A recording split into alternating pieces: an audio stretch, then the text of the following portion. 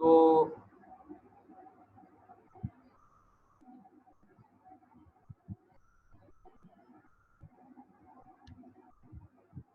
बेटा screen show हो रही है मेरी सबको? जी सर। यस सर, हो रही है। ठीक है। अच्छा, जी ये सर, हो रही है। शाजी कॉलेजिएट के जी सर, नोट्स हो रही बेटा तमाम स्टूडेंट्स ले लीजिएगा, ठीक है, क्योंकि मैं शाजी के ही नोट्स को रेफरेंस रखते हुए पढ़ाऊंगा। अब आज जो हमने बात करनी है वो बात करनी है कुछ खास चीज़ों के हवाले से।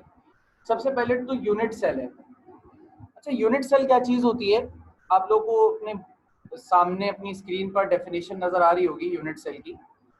Smallest unit on which the whole crystal is built up and it shows all the characteristics of its pattern in is called unit cell. ये डेफिनेशन है। देखो, इसका मतलब कहने का ये है कि जैसे मिसाल के तौर पे हमने बात की थी NaCl में इस तरह का एक क्यूबिक क्रिस्टल होता है, ठीक है। अब फॉर एग्जांपल नमक का, NaCl का एक जर्रा है आपके हाथ में, ठीक है, एक पार्टिकल। उस एक पार्टिकल में ऐसे लाखों या करोड़ों की तादाद में ये क्यूबिक क्रिस्टल्स होंगे। ये जो लाखों और करोड़ों की तादाद में ये जो क्यूबिक सेल्स हैं, इसमें से हर एक क्यूबिक सेल को यूनिट सेल कहा जाता है, ठीक है। हर एक सेल को यूनिट सेल कहा जाता है। अब एक जो यूनिट सेल होता है, वो एक यूनिट सेल की क्या कैरेक्टरिस्टिक्स होती हैं? पहली चीज तो ये कि यूनिट सेल का डेफिनाइट शेप होता है। अब ऑब्वियस सी बात है कि अगर मैं कह रहा हूं कि करोड़ों की तादाद में यूनिट सेल होंगे एक जर्रे में, तो ये पॉसिबल नहीं है कि एक यूनिट सेल का शेप साइज अलग है दूसरे का अलग हो, ये नामुमकिन वाली बात है। इसी तरीके से ये जो कह रहे हैं ना कि length of edges of a unit cell is definite, length of edges का क्या मतलब है? लेंथ ऑफ एजेस का मतलब ये है कि जब हम ये बात कहते हैं कि जैसे ये एक क्यूब है, इस क्यूब में मैंने क्या बताया कि हर कॉर्नर पर एक एटम होता है, लेकिन असलियत में इतना कोई लंबा लंबा फासला थोड़ी होता है एटम्स के बीच में, बल्कि एटम्स तो एक दूसरे से बिल्कुल चिपके हुए होते हैं। लाइन तो हमने इमेजिनरीली ड्रॉ किया है ना,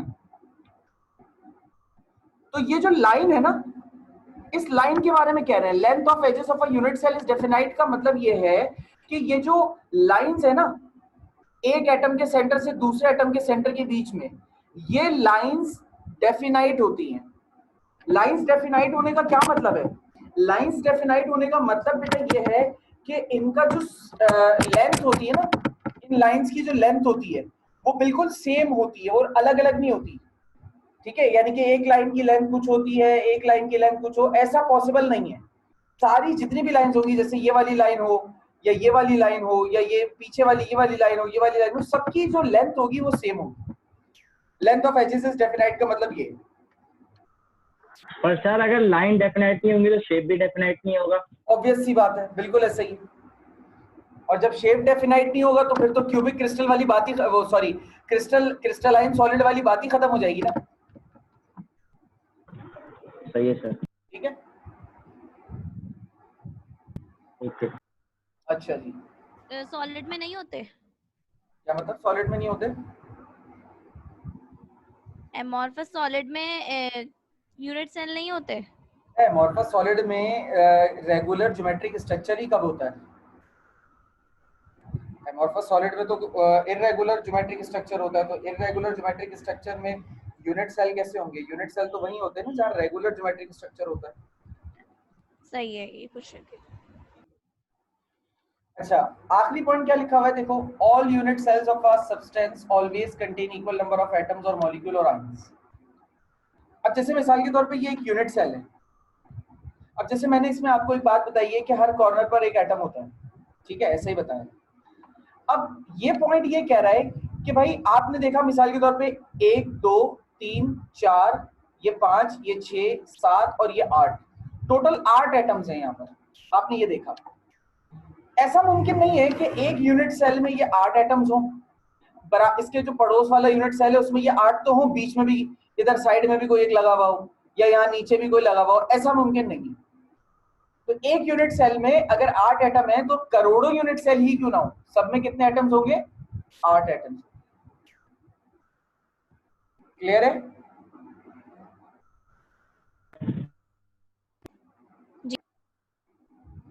ठीक है। अच्छा, अब इसके बाद जो एक बात है वो बड़ी इंपॉर्टेंट सी है। अब बात होती है सेल पैरामीटर की। सेल पैरामीटर क्या चीज होती है? सेल पैरामीटर होता है length of edges and length of edges या एक्सिस और angle between the angles edges are collectively known as cell parameters.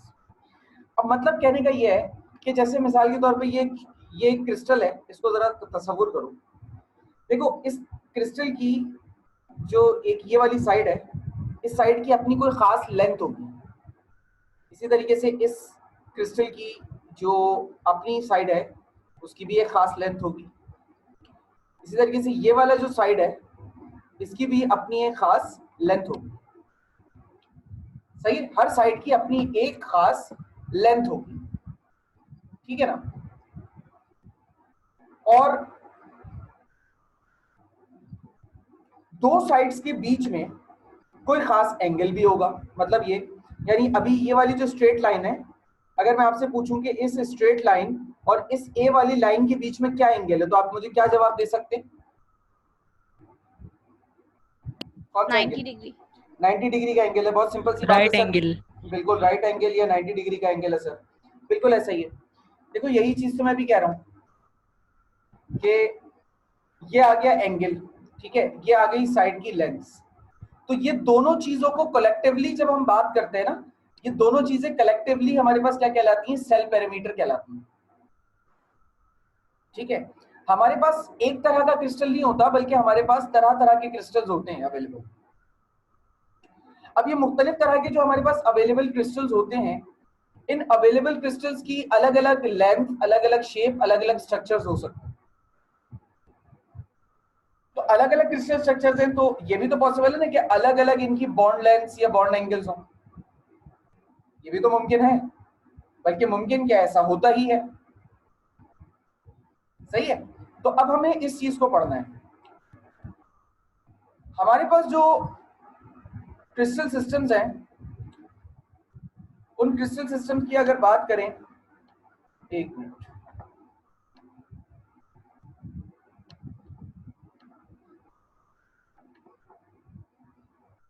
तो हमारे पास ये कुछ क्रिस्टल सिस्टम आते हैं।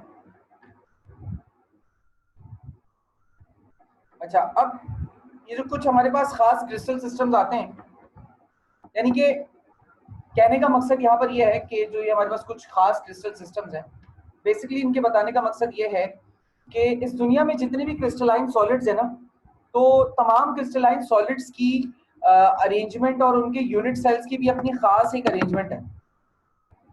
और अब तक इस दुनिया में जितने भी क्रिस्टलाइन सॉलिड्स हमें मिले हैं, तमाम क्रिस्टलाइन सॉलिड्स के जो क्रिस्टल्स होते हैं या यूनिट सेल्स होते हैं, उनका स्ट्रक्चर जो है ना, वो इन्हीं में से, इन्हीं 6-7 में से कोई एक होता है।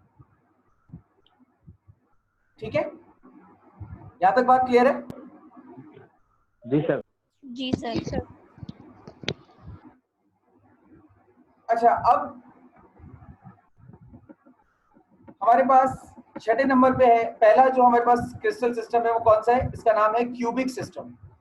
अच्छा, नाम से जाहिर हो रहा होगा कि जो क्यूबिक सिस्टम है उसके जो ज्योमेट्रिकल शेप होगा वो कैसा होगा? क्यूब होगा, ठीक है। अब क्यूबिक सिस्टम के अंदर क्या होता है? All the edges are equal. अच्छा, ऑल दी लफ्ज ये जो एजेस का है ना, all the edges are equal. अच्छा, इस लफ्ज एजेस का मतलब जो मैं यहाँ ले रहा हूं वो लेंथ का ले रहा हूं। ऑल एजेस आर इक्वल का मतलब ऑल लेंथ्स आर इक्वल। यानी कि अगर हम डायग्राम देखें, अगर हम इसकी डायग्राम को देखें तो ये देखो, ये लेंथ, ये लेंथ, ये वाली लेंथ, ये पीछे वाली लेंथ, सामने वाली लेंथ, ये तमाम लेंथ्स इक्वल होंगी। इन तमाम की तमाम लेंथ्स में किसी किस्म का कोई फर्क नहीं होगा, ठीक है। पहला पॉइंट तो ये कह रहा था। अच्छा, अब क्या कह रहे हैं? Angle between the edges are equal, that is 90। यानी कि हर लेंथ के बीच का जो एंगल है, जैसे अगर मैं आपसे पूछूं इस लाइन और इस लाइन के बीच का क्या एंगल है, या इस लाइन और बी वाली लाइन के बीच का क्या एंगल है, या ये सी वाली और ये ए के पीछे वाली लाइन का क्या एंगल है, या इस वाली और ए वाली लाइन का, या इस वाली और बी के सामने वाली लाइन का क्या एंगल है, तो तमाम के तमाम एंगल्स जो है वो 90 होंगे। सही, यहाँ पे लिखा हुआ भी है। अल्फा बीटा गैमा जो है वो हम एंगल के लिए रिप्रेजेंट करते हैं, और ए बी सी जो है हम वो लेंथ के लिए रिप्रेजेंट करते हैं। ठीक है, अब एग्जाम्पल देखो, इसकी कुछ एग्जाम्पल्स हमारे पास मौजूद हैं। जैसे कि एक है सोडियम क्लोराइड क्रिस्टल, जिसकी एग्जाम्पल मैंने भी बारहा आपको दी है, और आपको भी मेरे ख्याल से याद हो गया होगा कि सोडियम क्लोराइड जो है वो एक क्यूबिक क्रिस्टल है, ठीक है ना, ये आपको भी याद हो चुका होगा अब तक तो। इसी तरीके से जिंक सल्फाइड है या डायमंड है। अच्छा, डायमंड का स्ट्रक्चर सम टाइम क्यूबिक होता है और सम टाइम टेट्राहेड्रल या टेट्राहेड्रॉन भी होता है। ठीक है, यानी कि डायमंड के मल्टीपल स्ट्रक्चर्स हमें मिल सकते हैं, 2 स्ट्रक्चर्स मिल सकते हैं। तो क्यूबिक सिस्टम हो गया। अच्छा, क्यूबिक सिस्टम के बाद जो अगला सिस्टम है हमारे पास, आप जरा ध्यान दीजिए, तो अगला सिस्टम है हमारे पास टेट्रागोनल। ठीक है, अगला सिस्टम कौन है? टेट्रागोनल। अब टेट्रागोनल सिस्टम के अंदर क्या है? टेट्रागोनल सिस्टम के अंदर यह है कि इस टेट्रागोनल सिस्टम में 2 साइड्स की जो लेंथ होगी वो हमेशा इक्वल होगी, और तीसरी साइड की लेंथ इक्वल नहीं होगी, चेंज होगी।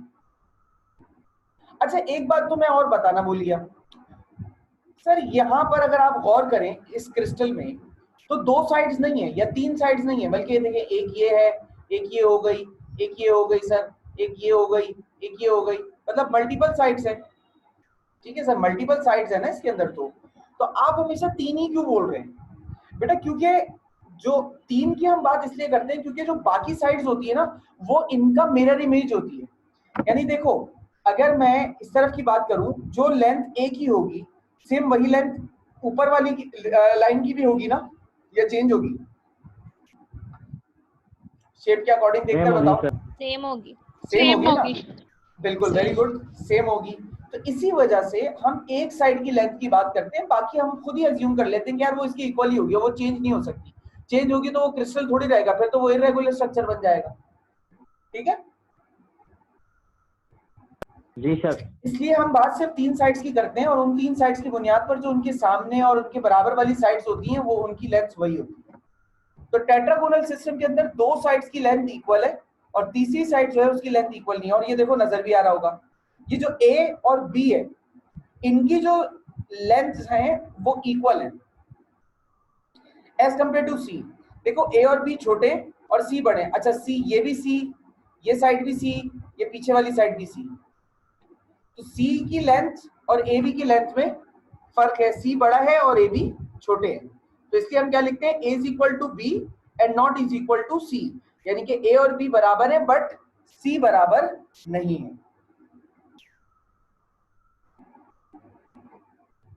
क्लियर? Yes sir. जी सर। अच्छा, अब अगर एंगल्स की बात करें, अच्छा एंगल जो होता है ना, जैसे ये ए साइड है, इसको तुम ए साइड कह रही हो, तो अल्फा एंगल कहाँ होगा? अल्फा एंगल यहाँ होगा। ए साइड के सामने अल्फा होता है, बी साइड के सामने बीटा होता है, सी साइड के सामने गैमा होता है। अच्छा, सी साइड का गैमा एंगल आपको नजर नहीं आएगा, वो यहाँ अंदर की तरफ होगा। ए साइड का एंगल अल्फा यहाँ पर नोट किया जा सकता है या यहाँ पर नोट किया जा सकता है। बी साइड के सामने वाली साइड यानी कि यहाँ पर बीटा इधर या इधर नोट किया जा सकता है। तो देखो, इसमें तीनों ही साइड का एंगल इक्वल है 90 डिग्री। अगर मैं आपसे पूछूं, देखो जरा, ये सी और ए के बीच में कौन सा एंगल बन रहा है, जरा मुझे बताना।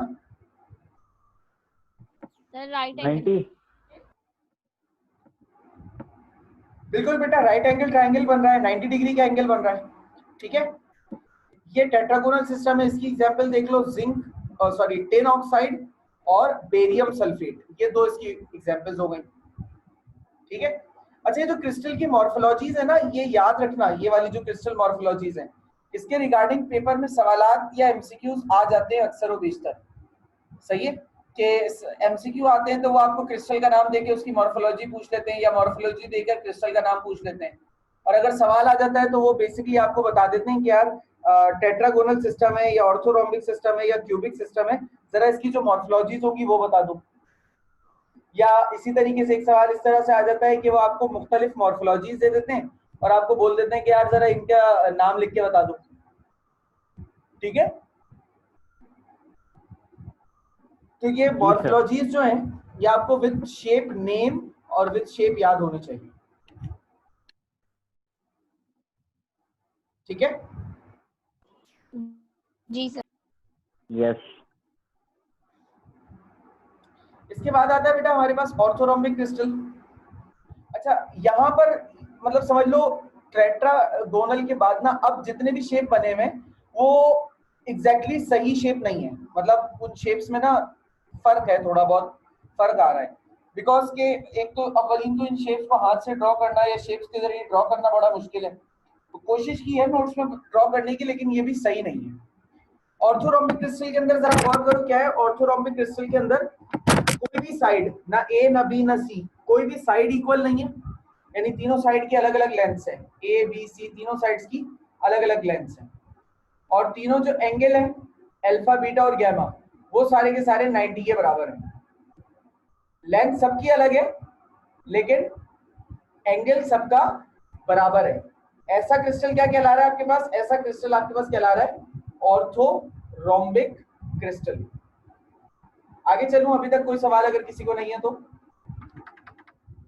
सर ये ऑर्थोरोम्बिक और जो ऊपर वाला था वो सेम स्ट्रक्चर में नहीं लग रहे क्या? बेटा वही तो कह रहा हूँ कि अब जो है ना आगे शेप बनाना मुश्किल है थोड़ा, मतलब इनके शेप थोड़े कॉम्प्लेक्स होते हैं, हाथ से तो ड्रॉ करना बहुत ही मुश्किल है, 3 डायमेंशनल शेप होते हैं बेसिकली। तो ये जस्ट आपको समझाने के लिए तो बना दिया है, लेकिन ये एक्यूरेट स्ट्रक्चर नहीं है, ठीक है। ओके।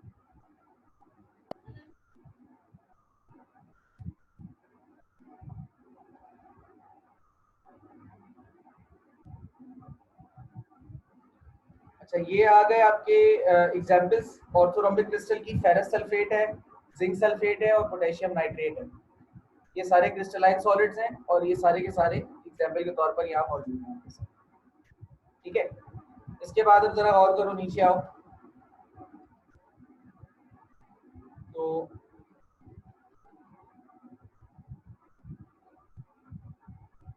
अगली एग्जांपल हमारे पास बेटा ये है रोम्बोहेड्रल, ठीक है। रोम्बोहेड्रल में देखो, रोम्बोहेड्रल में तीनों साइड अगेन सेम हो गई, ए बी और सी, यानी कि जो लेंथ है वो तीनों में इक्वल हो गई। अच्छा, angles are equal but not equal to 90. Angles are between 90 to 120. तीनों ही एंगल्स अल्फा बीटा और गैमा बराबर जरूर होते हैं, लेकिन एग्जैक्टली एंगल क्या होता है ये किसी को भी नहीं पता। यानी कि 90 डिग्री से लेकर 120 डिग्री तक की एक रेंज है।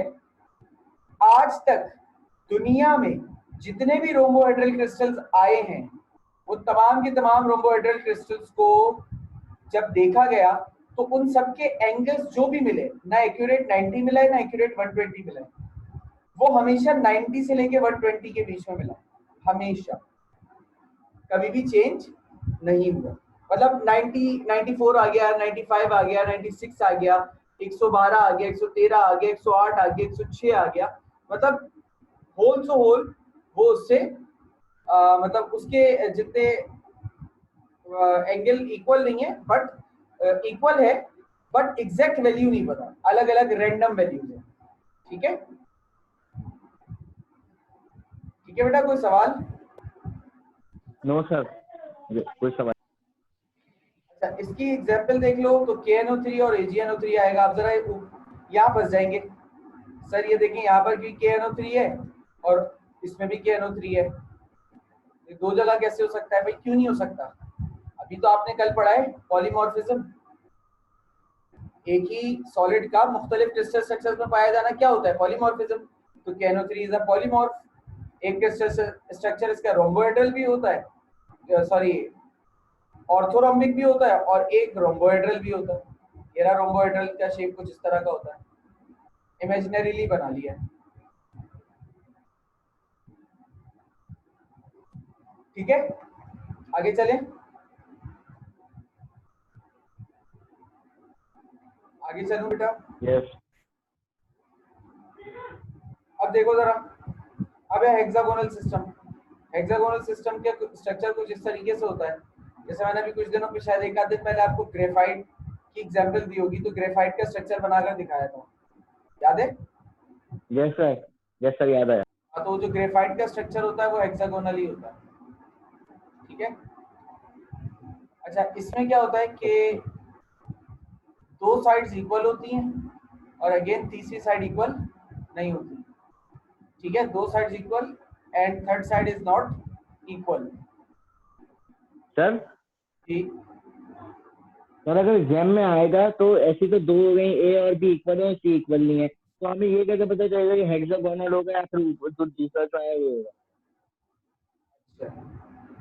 देखो रोम्बोहेड्रल में जो है ना वो इक्वल नहीं है, तीनों इक्वल जरूर है बट एंगल की वैल्यू पता नहीं है एग्जैक्टली, ठीक है?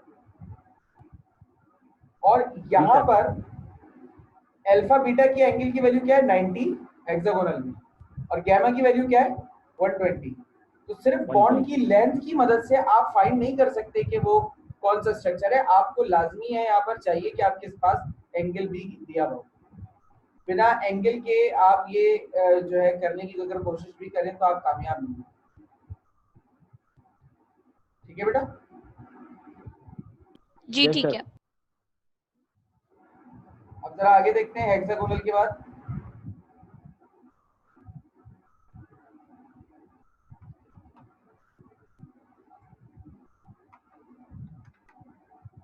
देखो हेक्सागोनल के बाद ये है मोनोक्लिनिक। अब मोनोक्लिनिक के अंदर कोई भी साइड, ना ए ना बी ना सी, कोई भी साइड इक्वल नहीं है, सबके सब अनइक्वल है, सही है? और यहाँ पर जो एंगल है अल्फा और बीटा, ये एंगल कितना है? 90 डिग्रीज। और ये जो सॉरी अल्फा और गामा 90 सॉरी है। सॉरी सॉरी अल्फा और गामा जो है वो 90 है और बीटा जो है वो नॉट इक्वल टू 90 है। अच्छा, नॉट इक्वल टू 90 का मतलब ये हुआ कि हमें पक्का नहीं पता एंगल क्या है, लेकिन इतना जरूर पक्का है कि 90 नहीं, सही है? और अमूमी तौर पर जो इसका एंगल होता है वो ग्रेटर देन 90 होता है, जो हमें नहीं मालूम। इसकी एग्जांपल देख लो, कॉपर सल्फेट और साथ में शुगर, ठीक है? कॉपर सल्फेट और शुगर।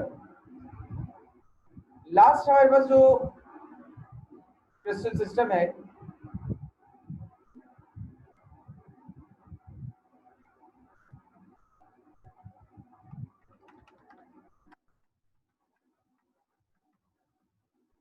लास्ट हमारे पास सिस्टम कौन सा है? लास्ट सिस्टम है हमारे पास ट्राइक्लिनिक, ठीक है? अब ये ट्राइक्लिनिक क्या होता है? Triclinic is a type of crystal system जिसमें जो बॉन्ड लेंथ होती है वो किसी के भी इक्वल नहीं होती, तीनों की बॉन्ड लेंथ, तीनों साइड की बॉन्ड लेंथ एक दूसरे से अलग होती है। और जो लेंथ होती है, एंगल जो होता है बॉन्ड लेंथ का, बॉन्ड लेंथ तो बता दी कि बॉन्ड लेंथ तीनों साइड्स की अलग होती है। अब अलग से मुराद कौन ज्यादा, कौन कम, कौन उससे कम, ये फैसला हम इसलिए नहीं कर सकते क्योंकि हमने फिक्स ही नहीं किया था कि ए हम किसे कहेंगे, बी हम किसे कहेंगे या सी हम किसे कहेंगे। हमने ए बी सी को कहा था कि हम इससे लेंथ को डिनोट करेंगे, लेकिन उस लेंथ में हमने ये थोड़ी फिक्स किया था कि नीचे वाले को ए कहेंगे, ऊपर वाले को बी कहेंगे, तिरछे वाले को सी कहेंगे, ऐसे तो फिक्स नहीं किया था। तो तीनों साइड्स की जो यहाँ पर हमारे पास लेंथ है वो इक्वल नहीं है, ठीक है? अलबत्ता जो बॉन्ड एंगल है तीनों साइड का वो भी इक्वल नहीं है। अच्छा, वो इक्वल नहीं है तो किसके इक्वल नहीं है? वो 90 के इक्वल नहीं है। अच्छा, ये जो यहाँ पे टर्म लिखी है ना, इसका पता है मतलब क्या है? इसका मतलब ये है कि ए बी और अल्फा बीटा और गामा तीनों ही एंगल्स 90 के बराबर नहीं है, ठीक है? तीनों ही एंगल्स 90 के बराबर नहीं है, 90 से कम है या ज्यादा आई डोंट नो, बट 90 के बराबर नहीं है। अब अगर इसकी एग्जांपल देखा जाए तो ये देखो यहाँ पर एग्जाम्पल है कॉपर सल्फेट और पोटेशियम डाइक्रोमेट। अब फिर किसी के जहन में सवाल है कि सर कॉपर सल्फेट तो अभी ऊपर भी आया था, फिर रिपीट कैसे हो गया? भाई पॉलीमॉर्फिज्म तो हो सकती है ना, पॉलीमॉर्फिज्म तो पढ़ाई भी है तुम लोगों को, तो पॉलीमॉर्फिज्म तो होती है। बात समझ में आई? सर इसमें अल्फा बीटा और गामा एक दूसरे के इक्वल होते हैं? ट्राइक्लिनिक में जी नहीं, ट्राइक्लिनिक में इक्वल नहीं होते बेटा। सही है, बस ये पूछ। ये वाली जो एक्सप्लेनेशन लिखी है ना वो थोड़ी सी गलत है, यहाँ से देखो ना, ये सही है। और कोई सवाल बेटा किसी का? No sir. No sir. ठीक है, एक मरतबा इसको एक क्विक सेक्शन में देख लो। कहाँ से स्टार्ट किया हमने? लिया यूनिट सेल से आगाज। यूनिट सेल के बाद जो कि स्मॉलेस्ट पार्टिकल हो और कंपाउंड की नुमाइंदगी भी करे, छोटे छोटे क्रिस्टल्स बना ले। कैरेक्टरिस्टिक्स में डेफिनाइट शेप होती है, ठीक है, यूनिट सेल की। और जो मॉलिक्यूलर साइज होता है क्रिस्टल्स का, यानी कि यूनिट सेल का, वो भी एडजस्ट करना होगा आपको, ठीक है। या वो ये कहते हैं कि length of a unit cell is definite. एक यूनिट सेल की जो लेंथ होती है वो डेफिनाइट होती है, और ऐसा ही होगा हमेशा। और ऐसा इसलिए होगा क्योंकि अगर सबकी शेप अलग अलग होने लगती तो माशरे में तो समझ लो थू थू हो जाती ना यार। आगे देखें, length angles between the edges is definite. जो एजेस हैं हमारे पास, उसके ऊपर जो एंगल आता है उसकी हालत बड़ी नासाज है,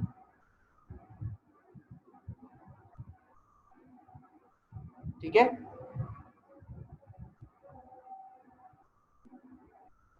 ये सर। अच्छा, ऑल यूनिट सेल, ये वाली बात हो गई। सेल पैरामीटर की बात कर रहे थे। सेल पैरामीटर में दो बातें, एक तो हर सेल के जो हर यूनिट सेल की जो लेंथ है, बॉन्ड लेंथ, और उन लेंथ्स के दरमियान जो एंगल है अल्फा बीटा गैमा, ये तीन बातें। सबसे पहले क्यूबिक क्रिस्टल जिसमें तीनों लेंथ और तीनों एंगल इक्वल हैं 90 के, तीनों लेंथ भी इक्वल है। फिर आया टेट्रागोनल सिस्टम। टेट्रागोनल सिस्टम में तीनों एंगल 90 के बराबर है और दो साइड्स बराबर है, तीसरी साइड बराबर नहीं है। आया ऑर्थोरोम्बिक क्रिस्टल, इसके अंदर तीनों ही साइड बराबर नहीं है बट तीनों एंगल बराबर है। फिर आया रोम्बोहेड्रल, जिसके अंदर तीनों साइड्स बराबर थी और तीनों एंगल्स भी बराबर है, लेकिन तीनों एंगल्स की वैल्यू क्या है एग्जैक्टली नहीं पता, 90 से लेके 120 के बीच में होती है, इतना पता है। फिर आया हेक्सागोनल। हेक्सागोनल के अंदर दो साइड बराबर होती हैं, तीसरी साइड नहीं होती। और जो एंगल होता है तो अल्फा और बीटा एंगल जो होता है वो 90 होता है, और उसके अलावा गैमा एंगल 120 होता है। फिर आते हैं मोनोक्लिनिक पर, तो तीनों साइड इक्वल नहीं है, सही है।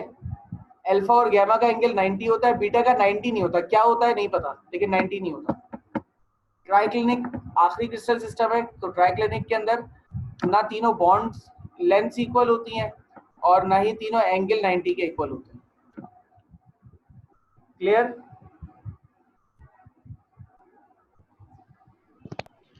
Yes sir. जी सर। कोई सवाल या कंफ्यूजन अगर है तो आप पूछ सकते हैं।